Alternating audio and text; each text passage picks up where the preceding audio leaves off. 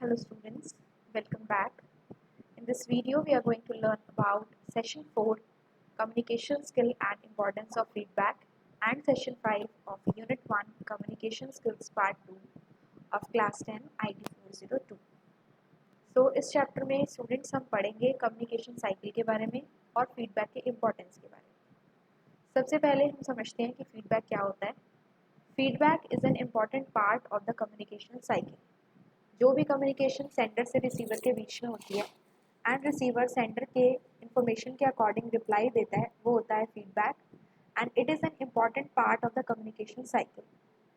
Effective communication के लिए it is important कि जो सेंडर है वो एक एक्नॉलेजमेंट रिसीव करे थ्रू द रिसीवर, यानी कि सेंडर ने कोई बात कही, रिसीवर ने उसको समझा एंड अकॉर्डिंगली रिसीवर अपना रिप्लाई दे रहा है। वो रिप्लाई पॉजिटिव फॉर्म में भी हो सकता है और नेगेटिव फॉर्म में भी हो सकता है। That is known as feedback. Translated to the work environment, when you observe someone perform their work and then communicate with them to help improve their performance, you are giving the feedback. अगर हम एक work environment की बात करते हैं तो आप वहाँ पे देखते हैं कि किसी पर्सन को कोई पर्सन अपना वर्क परफॉर्म कर रहा है और आप उसे कम्युनिकेट करते हैं कि आपके वर्क में ये इम्प्रूवमेंट्स की रिक्वायरमेंट है, तो इससे वो खुद में और अपने प्रोडक्ट में और अपने काम में इम्प्रूवमेंट कर पाते हैं। तो एक तरह से आप क्या दे रहे हैं वहाँ पे, फीडबैक दे रहे हैं। अभी हमने क्या डिस्कस किया, फीडबैक हमारा पॉजिटिव भी हो सकता है और नेगेटिव भी हो सकता है। A good feedback is always specific, helpful and kind. एक अच्छा फीडबैक तब होता है जब वो स्पेसिफिक हो, पॉइंट क्लियरली एक्सप्लेन हो, हेल्पफुल हो एंड काइंड हो। Now let us understand the types of feedback. First is positive feedback. For an example, I notice you finish the work perfectly, great job. तो एक तरह से हम specifically उस person को बता रहे हैं और उसको हम अप्रिशिएट भी कर रहे हैं, तो एक ऐसा फीडबैक हुआ हमारा positive feedback. I really appreciate you taking the call, can you also please share the details. ये भी हमारा कैसा हुआ स्टूडेंट्स, पॉजिटिव फीडबैक। नेक्स्ट हमारा होता है स्टूडेंट्स नेगेटिव फीडबैक, कि जिसमें हम उसको दूसरे पर्सन को उसकी लैकिंग या उसकी कमियों के बारे में बता रहे हैं। You keep forgetting to smile at the hotel guests when you talk to them. तो वहाँ पे हम ये बता रहे हैं कि आपकी ये कमी है, you need to improve on these things. You take really long to reply to the email. Are you always busy? So this type of feedback is a negative feedback. Next comes is the no feedback. Sometimes कभी कभी हम किसी question के reply में या query के reply में कोई फीडबैक ही नहीं देते हैं, तो वहाँ पे उस फीडबैक का भी मतलब होता है कि वो एक फीडबैक है और जहाँ पे हम उन आइडियाज़ के डिसएग्रीमेंट को शो कर रहे हैं, यानी कि हम उस चीज़ से एग्रीड नहीं हैं, हम सेटिस्फाइड नहीं हैं, इसलिए we have the no feedback. Next is feedback if shared properly can help reinforce existing strength. अगर फीडबैक को अच्छे तरीके से शेयर किया जाए तो आपकी स्ट्रेंथ वहाँ पे बढ़ती है। It increases the recipient's abilities to rectify the errors. अगर हम सही तरीके से किसी को उसकी कमियों के बारे में बताएं तो इसकी हेल्प से जो रेसिपिएंट है, जो मैसेज को समझ रहा है, वो अपने एरर्स को ठीक करता है। फॉर एन एग्जांपल, क्लास में जो स्टूडेंट होते हैं और टीचर्स होते हैं, तो टीचर स्टूडेंट्स को समझाती है कि आपकी इस क्वेश्चन में यहाँ मिस्टेक है, तो आपको इस तरह से ठीक करना है। अगर वो चीज़ किसी बच्चे को बहुत अच्छे से बताई जाए तो बच्चा नेक्स्ट टाइम से उसे हमेशा इम्प्रूव करता है। लेकिन अगर हम बहुत ज़्यादा डांट के या बहुत रूड वे में बताएंगे तो उस केस में that can have a negative impact on the child as well. Now just now we have learn that good feedback हमारा कौन सा होता है, दैट इज स्पेसिफिक, जिसके अंदर जनरल कमेंट्स नहीं होते, उसमें कुछ एक्स्ट्रा वर्ड्स होते हैं ताकि आपकी स्टेटमेंट जो है वो बहुत अच्छे से क्लैरिफाई हो जाए। Like sometimes we just give marks on the paper, on the question answer sheet, तो वो एक हुआ जनरल फीडबैक। हम वहाँ पे कुछ रिमार्क डाल देते हैं कुछ बच्चों के लिए, तो वो कैसा हो गया students, specific feedback. Next is timely. Being prompt is the key since feedback loses its impact if delayed for too long. Feedback तभी अच्छा माना जाता है अगर वो टाइम से डिलीवर कर दिया जाए। जैसे एक क्वेश्चन है, अगर उसे आंसर करने का टाइम 10 या 20 सेकेंड्स है, तो अगर उतने ही टाइम पीरियड में हम उसका आंसर दे दें that would be good, but उसके बाद देने से उसकी कोई वैल्यू नहीं रह जाती। तो हमारा फीडबैक कैसा होना चाहिए, टाइमली होना चाहिए। Third is polite. Whenever you share the feedback, recipient should not feel offended by the language of the feedback. अगर आप किसी को फीडबैक दे रही हैं और वो नेगेटिव भी है तो आपकी लैंग्वेज ऐसी ना हो जिससे दूसरा पर्सन ऑफेंडेड फील करे, मीन्स उसे बुरा लगे। Then a good feedback is the one which offers continuing support. Feedback जो होता है वो हमेशा एक कॉन्टिन्यूस प्रोसेस रहता है। आपने फीडबैक दिया या आपको फीडबैक मिला तो आपको लैकिंग का, अपनी लैकिंग का या दूसरों की लैकिंग का पता लग गया, तो उसके अकॉर्डिंग जो है आप अपने आप को इम्प्रूव करेंगे and they are always available for the support. Feedback के बाद जब हम उस चीज़ को इम्प्रूव करते हैं तो उसके बाद हम दोबारा से फीडबैक लेते हैं उस चीज़ का, तो वो एक तरह का क्या हुआ, that is a continuing process. Next is importance of the feedback. Feedback is the final component of one of the most important factors in the communication. Basically हमारा फीडबैक होता है जो रिस्पॉन्स रिसीवर ने दिया सेंडर को, sender receiver को information भेजता है, उसके अकॉर्डिंग रिसीवर रिस्पॉन्स देता है सेंडर को, वही स्टूडेंट्स होता है हमारा फीडबैक। अब इसके जो फीडबैक जो है वो इम्पॉर्टेंट क्यों है, देयर आर सम पॉइंट्स। सबसे पहले इट वैलिडेट्स इफेक्टिव लिसनिंग। जो पर्सन फीडबैक प्रोवाइड कर रहा है उसे ये पता है कि उसे बात समझ में आ गई है और उसके फीडबैक की कुछ वैल्यू है, तो एक तरह से उसे ये वैलिडिटी मिल रही है कि उसकी बात को सुना जा रहा है। जैसे कि आप किसी भी ई कॉमर्स वेबसाइट से जब कोई प्रोडक्ट परचेज करते हैं तो वहाँ पे नीचे आप रिव्यूज़ लिख सकते हैं, उसका फीडबैक रिव्यूज़ की फॉर्म में दे सकते हैं या स्टार रेटिंग दे सकते हैं। तो कहीं ना कहीं जब आपसे फीडबैक पूछा जाता है तो हमें क्या लगता है कि हम उस कंपनी के एक वैल्यूड कस्टमर हैं। Next is it motivates. Feedback motivate करता है so that it helps to build a better work relationship and continue the good work that is being appreciated. अच्छे रिलेशनशिप्स बनते हैं फीडबैक से, और मोटिवेट करता है फीडबैक कि हम आगे आने वाले टाइम में और अच्छा काम कर सकें। It is always there. Every time जब भी आप किसी पर्सन से बात करते हैं तो हमें उसका कुछ रिप्लाई मिलता है हमारी बात का, so it is impossible not to provide one, यानी कि उस टाइम पे हम उसकी बात का रिप्लाई देते ही देते हैं, तो वो हमारा क्या है, एक तरह से फीडबैक है जो हमेशा रहता है। It boost learning. फीडबैक की हेल्प से जो हमारी लर्निंग है वो इम्प्रूव होती है। फीडबैक की हेल्प से हम अपने गोल्स पे फोकस रहते हैं, बेटर प्लान कर पाते हैं और इम्प्रूव प्रोडक्ट्स और सर्विसेज को डेवलप कर पाते हैं। सिमिलरली फीडबैक जो है वो परफॉर्मेंस को इम्प्रूव करता है, जिससे कि हम बेटर डिसीजंस ले सकते हैं और परफॉर्मेंस को इम्प्रूव कर सकते हैं। Okay, with this we have completed the session 4 students of unit number 1. अब हम आते हैं अपने सेशन नंबर 5 पे, जो कि है हमारा barriers to the effective communication. When we talk about the barriers, the meaning of this word barriers in general English is obstacles, difficulties, problems. तो communication में भी ऐसी कुछ difficulties हैं that can come. सबसे पहले let us understand कि what is effective communication.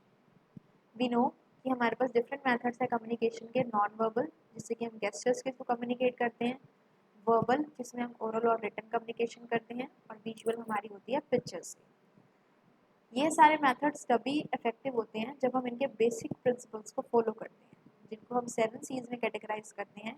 They are clear, concise, concrete, correct, coherent, complete and courteous.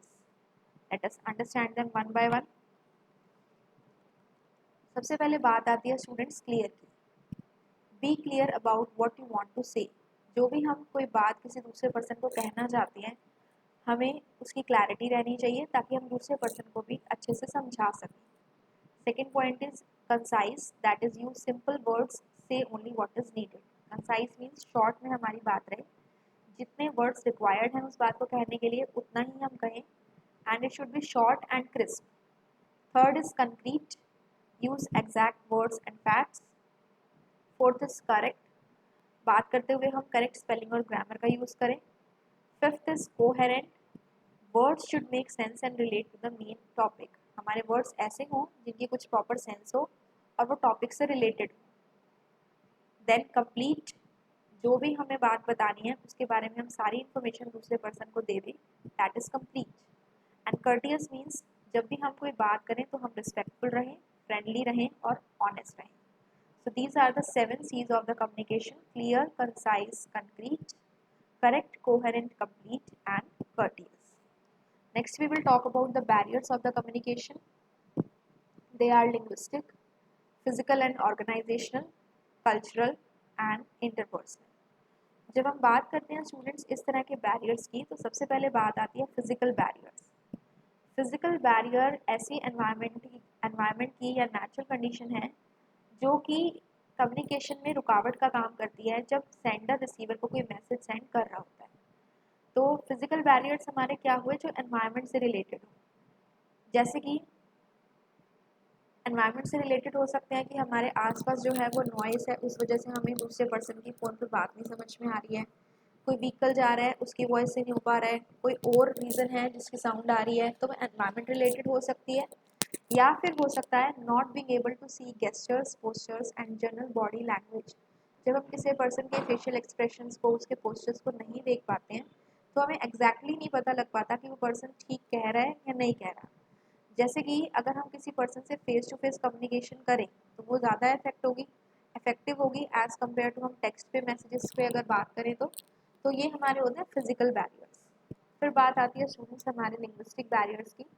Linguistic barriers का मतलब हुआ जो लैंग्वेज से रिलेटेड होते हैं, कि हम किसी ऐसे पर्सन से बात करते हैं जिसकी हमें लैंग्वेज नहीं आती है और उस पर्सन को हमारी लैंग्वेज नहीं आती है, तो कैसा हुआ, लिंग्विस्टिक बैरियर हुआ, जिससे कि मिसअंडरस्टैंडिंग्स हो जाती हैं, मिस इंटरप्रिटेशंस भी हो जाती हैं। या कभी हम कुछ ऐसे स्लैंग यूज़ कर दें या प्रोफेशनल जार्गन ऐसे बहुत कॉम्प्लेक्स वर्ड्स होते हैं जो हम समझ नहीं पाते हैं, तो इस वजह से जो हमारी कम्युनिकेशन हो जाती है वो बहुत डिफ़िकल्ट हो जाती है। थर्ड स्टूडेंट्स बात आती है इंटरपर्सनल बैरियर्स। इंटरपर्सनल बैरियर्स हुए जब सेंडर जिस तरीके से बात को कहना चाहता है उस तरीके से रिसीवर उस बात को नहीं समझ रहा है, बट एक डिफरेंट तरीके से समझ रहा है, तो वो हमारी हो जाती है इंटरपर्सनल बैरियर्स, यानी कि आपस में मतभेद होना।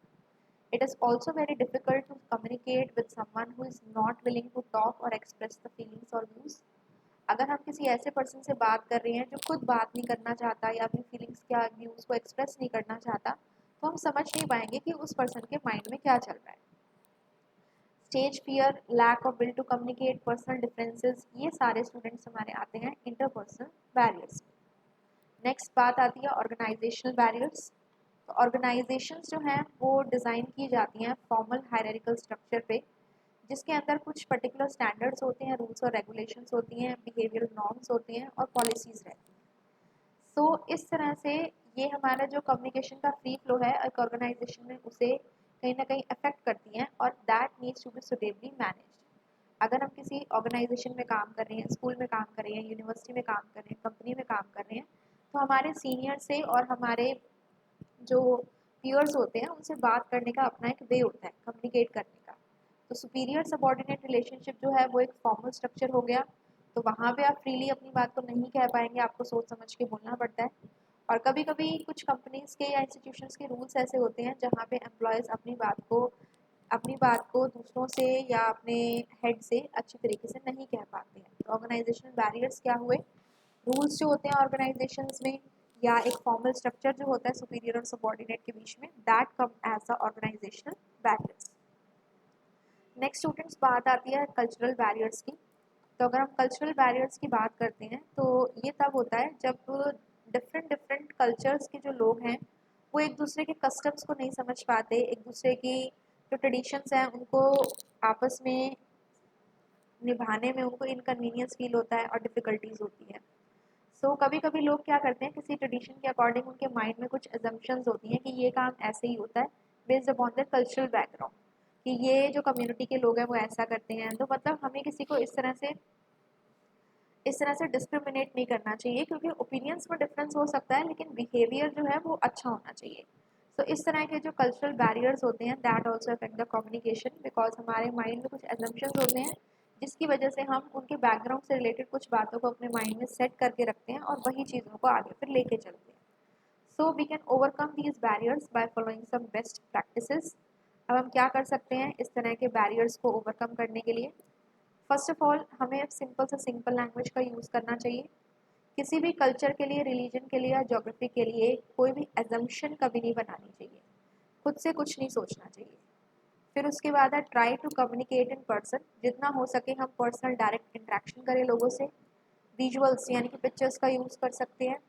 अगर हमें किसी की लैंग्वेज नहीं समझ में आती है तो हम ट्रांसलेटर का यूज़ कर सकते हैं, और दूसरों के जो ओपिनियन है उसका हम रिस्पेक्ट करें तो हम इन सारे बैरियर्स को ओवरकम कर सकते हैं। With these students, we have completed 2 sessions, that is session number 4 and 5 of this unit.